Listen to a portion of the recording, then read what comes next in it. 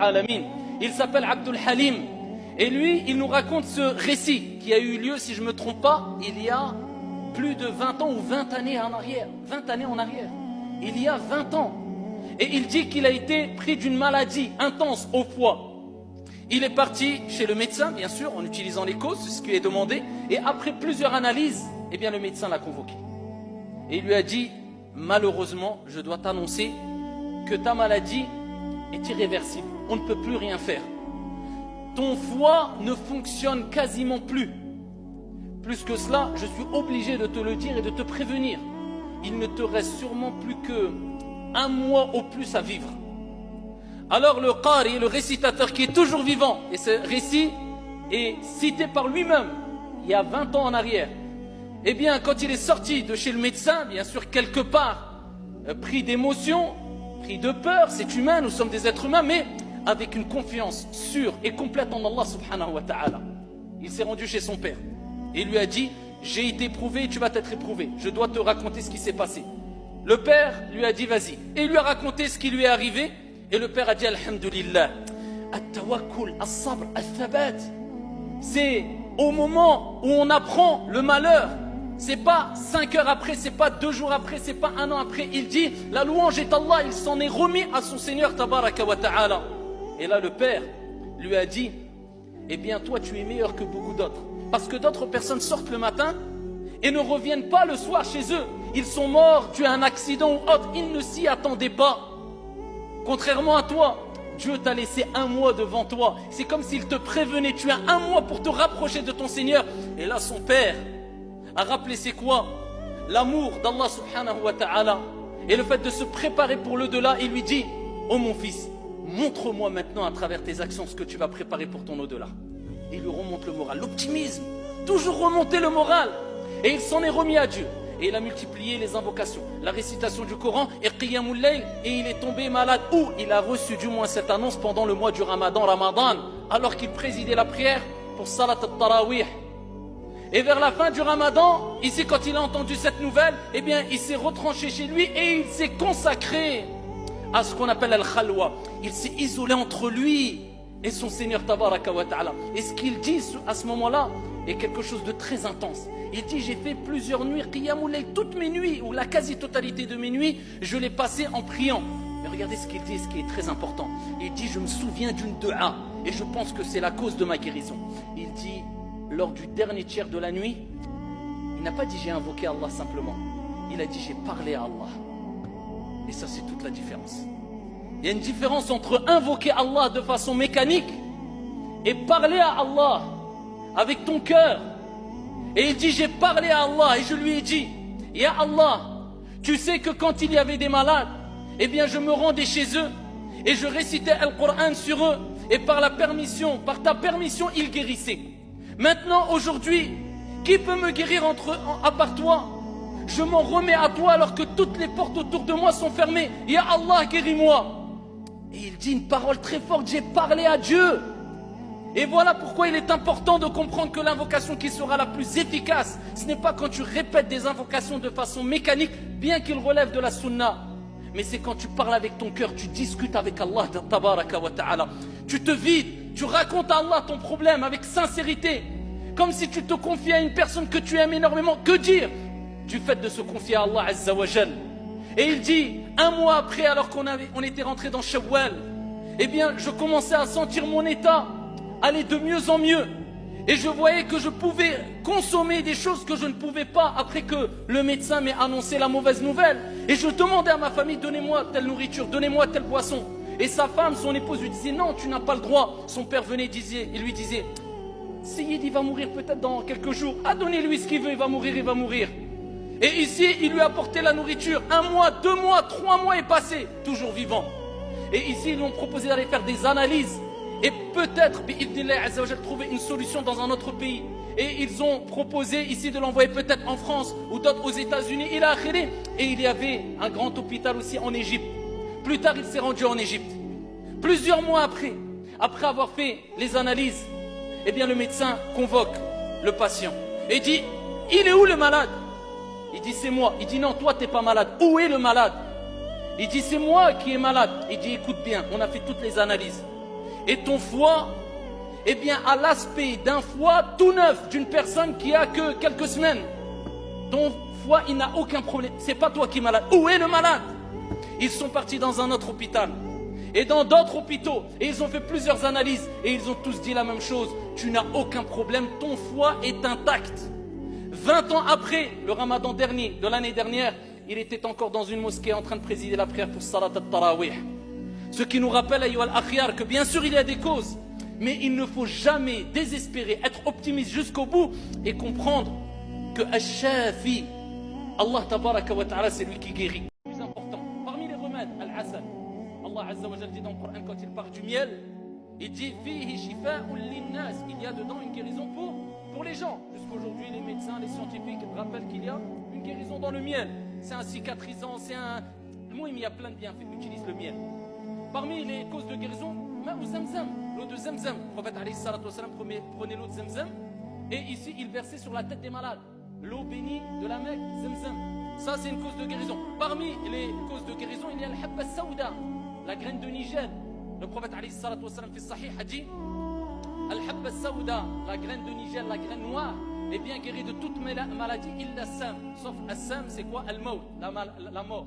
Donc c'est une des causes de guérison, le fait d'utiliser, savoir comment utiliser Al-habba saouda aussi. Parmi les causes de guérison, Ad-du'a. Le prophète alayhi salatu wassalam, lorsqu'il est parti voir Sa'd, il est rentré, il lui a dit à 3 reprises Allahumma shfi Sa'dan, Allahumma shfi Sa'dan, Allahumma shfi Sa'dan. À 3 reprises. Al-ulama, ils ont dit c'est une sunna de dire à 3 reprises à une personne malade Allahumma shfi un tel, ou Allah guérit un tel, ou Allah guérit un tel. C'est parmi les causes de guérison, surtout quand ça vient du frère pour son frère. Parmi les causes de guérison, c'est les invocations qu'on retrouve comme Sahih Muslim, où le prophète lui-même a été touché d'un mal. Et Jibril alayhi salam est venu voir le prophète alayhi salatu wassalam, il lui a dit tu t'es plaint au messager d'Allah, il a dit na'am. Et il a dit Jibril alayhi salam Bismillahi arqiq, il lui a fait ruqya, il l'a prémuni du mal par la permission d'Allah azza wa jalla, ses incantations. Et c'est bien de le faire. Bismillahi arqiq. Il a dit au nom d'Allah azza wa jalla, je te prémunis min kulli shay'in yu'dhik, de toute chose qui t'est nuisible. Wa min sharri kulli nafsin aw 'ayni hasidin, ou bien de toute âme ou mauvais œil. Allahu yashfik, qu'Allah te guérisse. Bismillahi arqiq, au nom d'Allah je te prémunis. Et ça c'est ce qu'a fait Jibril alayhi salam au prophète alayhi afdalus salati wa askat taslim. Le prophète lui-même alayhi salatu wa salam, comme a dit Aïcha, eh bien il avait l'habitude de réunir ses mains et de réciter al-mu'awwidhat, qul huwa Allahu ahad, qul a'udhu bi rabbil falaq, qul a'udhu bi rabbin nas, bi ikhlas wa sidq wa thabat. C'est pas simplement c'est quoi qira'a, c'est quoi ça? Ça c'est avec tu sais c'est quoi le falaq? Pas le falaq. ربما quelqu'un il va rester depuis 30 ans, قل a'udhu bi rabbil falaq, il sait même pas c'est quoi le falaq. Tafaqahu ya ibadallah, apprenez votre religion. Et c'est ce manque qu'on voit beaucoup dans la religion, la communauté malheureusement, des choses de base. L'essentiel dans la jurisprudence, dans la compréhension du Coran ne sont pas connus. Et on veut les faire dans les causes, c'est pas possible. Et c'est pour ça que le prophète alayhi salatu wassalam récitait avec concentration et compréhension. Le falaq, le nas, l'ikhlas, et ensuite il soufflait 3 fois. Et il essuyait tout son corps. Ruqya, il se faisait tout seul, avec yaqin, avec certitude, confiance en Allah azza wa jalla. Et Aïcha radiyallahu anha warda dit quand le prophète était au dernier instant de sa vie, il allait mourir, eh bien je prenais ses mains, parce qu'ils étaient mubarak, ses mains bénies, et je récitais dedans, je soufflais et j'essuyais le prophète alayhi salatu wassalam avec ses propres mains alors qu'il était dans les derniers instants de sa vie pour nous montrer l'importance de se faire ruqya soi-même. Et ça c'est des choses à faire. Parmi les choses à faire, je terminerai avec ça, quand tu visites un malade, eh bien non seulement tu lui remontes le moral, tu dis la bas, tahour insha'Allah, c'est pas grave. C'est une purification insha'Allah, ça c'est min adabi iyadatul marid, d'accord, iyadatil marid.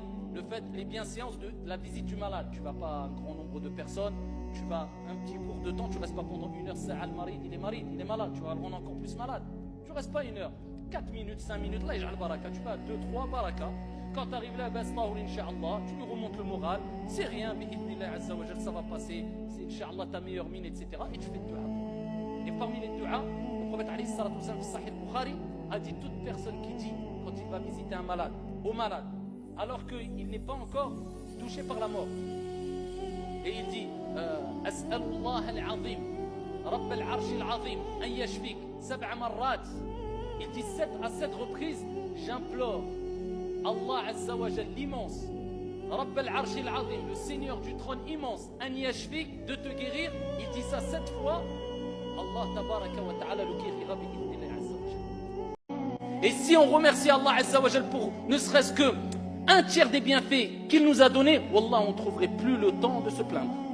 Mais malheureusement, on se plaint énormément et on est reconnaissant que de temps en temps, quand tu te rappelles, alhamdulillah, de temps en temps, amma quasiment toute la journée, illa ma rahima rabbi, on se plaint, on n'est jamais content. Qul alhamdulillah, man aasha ala shay'in mata alay. Celui qui vit sur une chose, sur une habitude, mourra sur cela. Si tu dis beaucoup alhamdulillah, rubbama, ta dernière parole sera alhamdulillah, wa man mata ala shay'in bu'itha alay.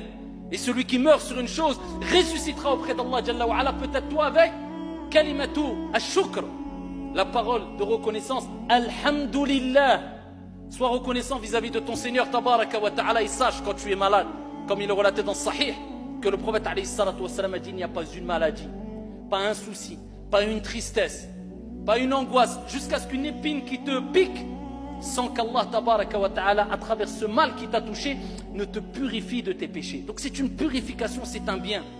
Alors quand on est malade, on utilise les causes, comme on a dit, on va chez le médecin, il n'y a pas de souci, mais il y a des causes qui relèvent ici de la tradition prophétique et du Coran, qui sont malheureusement trop négligées. Je répète encore une fois, ça ne rentre en aucune contradiction avec le fait d'aller voir le médecin, mais ça c'est des causes qui te rappellent quand toutes les portes se ferment, bien, il y aura la porte de ton Seigneur Ash-Shafi qui restera ouverte. La preuve, Al-Qari, le récitateur, qui lui, tous les médecins lui ont dit on peut plus rien pour toi. Il a utilisé quoi? Une cause qui relève de la législation, ad-du'a, les invocations. Et de plus, il a raconté qu'il utilisait beaucoup l'eau de Zemzem, al-habba sauda et al-asal pendant, entre guillemets, sa retraite spirituelle. Alors parmi les causes, il y a Al-Qur'an, le Coran. Le Coran, c'est la meilleure des causes. Pourquoi? Parce que Al-Qur'an guérit les cœurs, les âmes et le corps. Ça guérit les deux, le Qur'an. Et voilà pourquoi Allah dit dans le Qur'an وَنُنَزِّلُ مِنَ الْقُرْآنِ مَا هُوَ شِفَاءٌ وَرَحْمَةٌ لِلْمُؤْمِنِينَ. On a descendu dans le Qur'an ce qu'il y a comme guérison, shifa et miséricorde pour les croyants. Donc quand tu récites le Qur'an avec concentration, avec sincérité, avec une bonne compréhension, eh bien sache que ça va être une cause de la guérison de ton âme, des maladies du cœur que tu as et de ton cœur, bi'idhni rabbil ardi was sama. Mais il faut comprendre le Qur'an, il faut le lire. Qui vit avec le Qur'an maintenant? C'est quoi vivre avec le Qur'an? C'est qu'il n'y a pas une journée qui passe sans que tu ne lises au moins un verset coranique. C'est ça vivre avec le Qur'an. Tous les jours tu as besoin de boire et de manger pour vivre. Vivre avec le Qur'an, c'est que tous les jours tu te dis j'ai besoin de lire le Qur'an. Ne serait-ce qu'un verset, une page, tous les jours, tu ne laisses pas passer une journée sans lire, ouvrir ton mushaf. Que dire de personnes qui laissent une année passer sans ouvrir leur mushaf, qui n'arrivent même pas à lire peut-être une page alors qu'ils ont les capacités. Ici peut-être dans le mois. Vivre avec le Coran, ça. Le prophète s'est plaint. Inna qawmi qad ittakhadhu hadha al-Qur'ana mahjura. Ya Rabbi, il dit oh mon Seigneur. Il rappelle qu'il y a des gens qui se sont éloignés. Ils ont délaissé, ils ont abandonné le Coran. Et le fait de ne pas ouvrir avec le Coran, ce n'est pas vivre avec le Coran. C'est simplement avoir abandonné le Coran al-Karim, bien qu'Allah n'a pas besoin de toi. Sache que, eh bien, le remède sera bien loin de toi. Lisez, vivez avec le Coran. Mais il ne faut jamais désespérer, être optimiste jusqu'au bout et comprendre que Ash-Shafi, Allah tabaraka wa ta'ala, c'est lui qui guérit. Et wallahi, combien de personnes, ne serait-ce qu'avec leur morale en béton, avec leur optimisme, par la permission d'Allah, ils ont guéri. Et combien de personnes se sont détruites avec leur pessimisme et le fait de baisser les bras, et ils se sont détruits, autodétruits à petit feu. Parce que le psychologique joue énormément. Même quand on te dit que tu es malade, eh bien prends le dessus. Et cela est une cause parmi les plus grandes des causes de la guérison bi'idhnillahi tabaraka wa ta'ala. Et combien on en a vu? Des personnes très âgées à qui on avait dit il te reste que quelques semaines, quelques mois. Wallah, ils sont toujours présents, qu'Allah Jalla wa Ala les préserve. Parce qu'ils avaient un moral en béton. Et quand tu leur parlais, ils ne cessaient de dire Alhamdulillah et garder le sourire. Alors que d'autres personnes sont touchées simplement par une épine. Eh bien tu le vois qui démoralise et qui pleure et qui dit ça y est, c'est ma fin, c'est ma perte, c'est ma... Soyez optimistes jusqu'au bout. Et quand toutes les portes se ferment, sachez qu'il y a au-dessus de vous Ash-Shafi, celui qui guérit. Et Allah Azza wa Jal guérit qui il veut, comme il veut, quand il veut. On utilise les causes, mais nous en tant que musulmans, on concrétise at-tawhid, l'unicité. Et comme j'ai dit, At-Tawhid, ce n'est pas un titre sur un livre ou un livre qu'on lit mécaniquement, mais c'est vivre avec Tawhid, et ça c'est du Tawhid. Et c'est comme ça qu'on va se rapprocher d'Allah Jalla wa Ala à travers ce nom qui est Ash-Shafi. Sachant qu'Allah guérit les corps, Al-Abdan, et les âmes, Al-Nufus. Qui peut le faire? Tu peux trouver un médecin qui t'apporte des causes, des remèdes. Par la permission d'Allah Tabaraka wa Ta'ala, cela te permettra de guérir. Des médicaments, etc. Mais qui peut t'apporter une guérison complète du corps et de l'âme, si ce n'est Allah Subhanahu wa Ta'ala? Et c'est pour ça qu'Allah Jalla wa Ala dit dans le Coran, Ya ayyuhan nas, qad ja'atkum maw'izatun min rabbikum, wa shifa'un lima fi sudur. Oh vous les gens, qad ja'atkum maw'izatun min rabbikum, une exhortation al Coran est venue de la part de votre Seigneur Tabaraka wa Ta'ala, min rabbikum wa shifa'un lima fi sudur, et une guérison pour les poitrines. Car Allah Tabaraka wa Ta'ala, à travers le Coran, il guérit les cœurs et les âmes. Il guérit les âmes et les corps. Il guérit qui il veut, quand il veut, subhanahu wa ta'ala, wa huwa al-shafi. Voilà pourquoi il faut comprendre que la guérison ne doit pas toucher simplement notre corps, mais notre corps et notre âme, notre cœur, nos défauts. Et combien de maladies on a accumulées dans notre cœur depuis que nous sommes nés. Et combien de maladies on a et on vit avec, malheureusement, comme al-hasad, la jalousie, les pires des maladies. La haine, la rancœur, la jalousie, toutes ces choses-là, c'est des maladies du cœur. Et si tu ne demandes pas à Allah qui détient les cœurs entre ses doigts et il les tourne comme il veut, de te guérir, qui va te guérir? Est-ce que tu penses qu'un médecin va réussir à prendre ton corps, ton cœur, et nettoyer ton cœur des maladies telles la jalousie, la haine? C'est que Allah subhanahu wa ta'ala qui peut le faire et qui tourne les cœurs comme il veut. Voilà pourquoi le prophète alayhi salatu wassalam, parmi les invocations qu'il répétait le plus, c'était Ya muqallib al-qulub, thabbit qalbi ala dinik.